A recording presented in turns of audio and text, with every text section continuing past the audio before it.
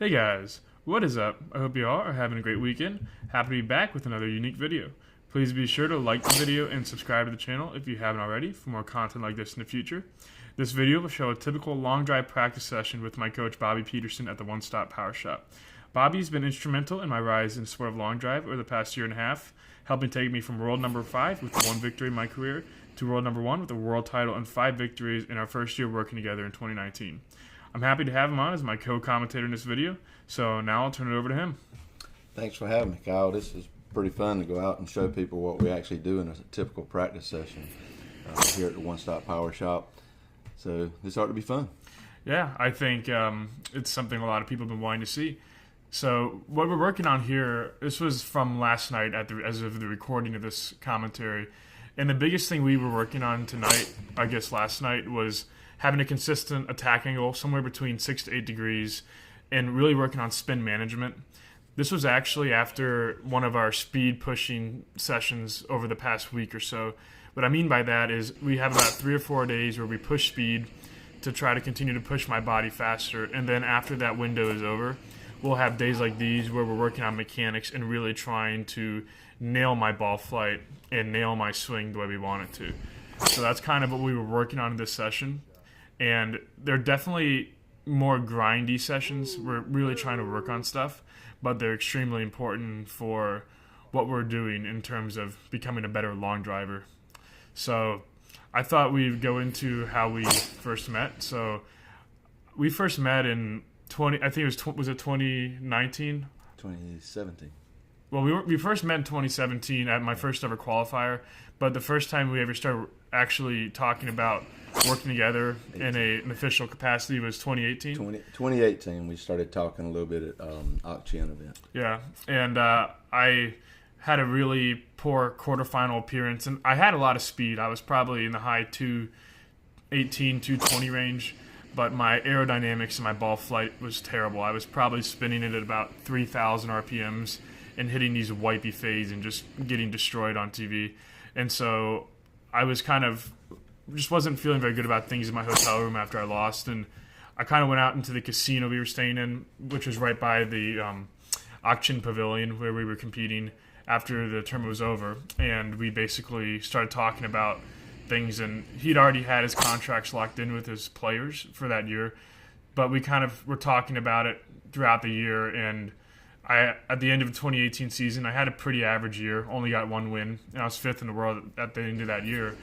And I went to his shop, the One Stop Power Shop, and I think it was like December 5th, 2018. December 5th, yeah. And we started working together from there. So why don't you tell some of the viewers how our progression has been and what we've tried to work on improving throughout the year in 2019 to get the results we've gotten. Yeah, I was kind of fortunate, back up a little bit, I was kind of fortunate to actually see you compete at your first event, and I'm a fan of the sport as well as coach and club builder, but seeing you guys come into the sport, I want to study them, and kind of assess them, and then if they need my help, then I want to be there and be prepared for it. So I study most players when they come in, and I noticed real quick that obviously you knew how to hit a golf ball. You were very fast to begin with, and the thing that I thought you were doing at the time was pushing your speed, and somewhere along the way you were sacrificing ball striking skills and mechanics to push that speed. And I knew right off I could help you with trying to get that back by helping you achieve your speed goals so that you could drop back to mechanics and then increase it again and hopefully hold on to those speed gains. So that's what we look for with it, and that's where we were started out at. Yeah, when I came to see Bobby, I had a very over-the-top move. Basically, my club path would be somewhere around probably -4 to -5, which is way over the top. And I also had a very open stance. So what would happen is I would basically throw the club over the top with an open face, and my attack angle was only probably about 1 or 2 up.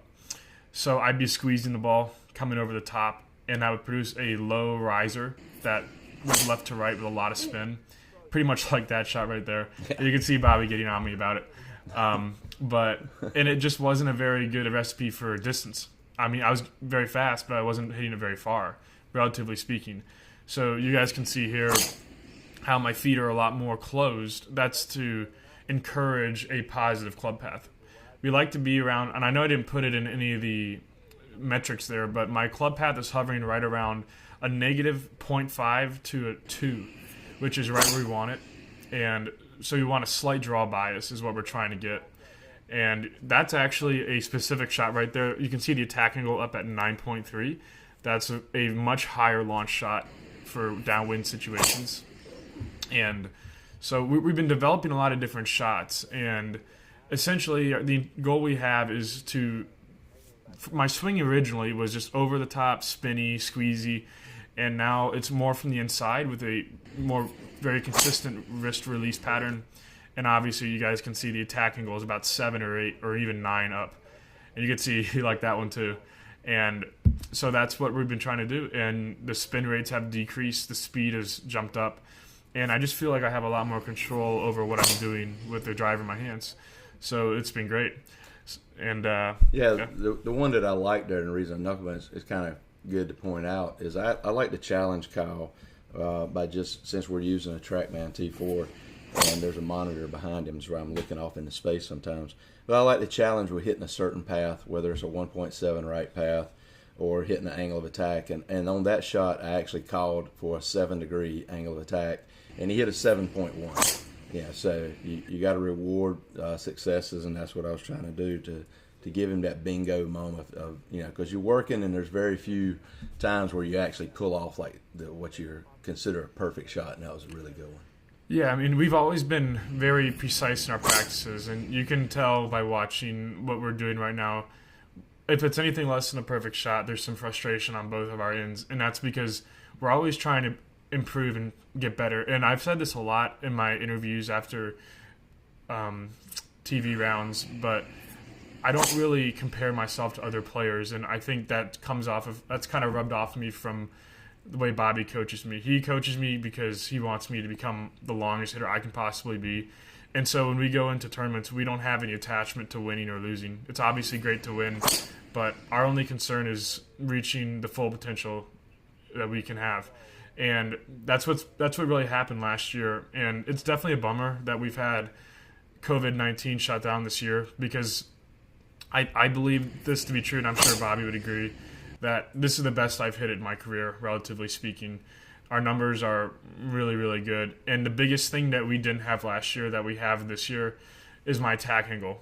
We were always struggling last year with my attack angle. When it starts creeping under about 4 or 5 is when we start having problems with spin. And we've definitely fixed that this year completely. But we're just doing the best we can, continuing to work on stuff. And yeah, I think some of the fun things for me, both of us have a job to do, whether it's in practice or at a competition. So it looks like I'm probably just standing there staring at space, but what I'm doing is I'm actually monitoring his alignment, his ball position, setup, and Kyle is super consistent with doing that now. And I'm actually listening to the club as well, because they will kind of, I'm not like the club whisperer or anything, but they do make certain sounds, when you hit certain shots, or if they're failing or actually improving. And then obviously we're always looking at the environmental conditions, and we got really lucky on this night. It was 0 wind, perfect temperature, and we had a great time with this practice. He was able to reach our our practice goals that we set, and we kept our ball count really good. I think we hit about 90 balls on this. It's 91 balls per that pyramid thing, and so I hit just about the entire pyramid, I think. Yeah, the dog stole one. Yeah, the dog took one, so 90. Yeah. So, but being consistent with your setup and all of that is something every player can control.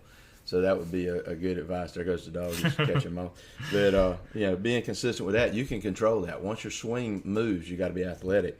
So the thing that I look for with Kyle is being consistent with that setup, and then correct if needed. But also I allow him to be athletic and creative, because he is a sort of like a painter with this club. He just is wielding it just like a artist would be wielding a brush painting a canvas.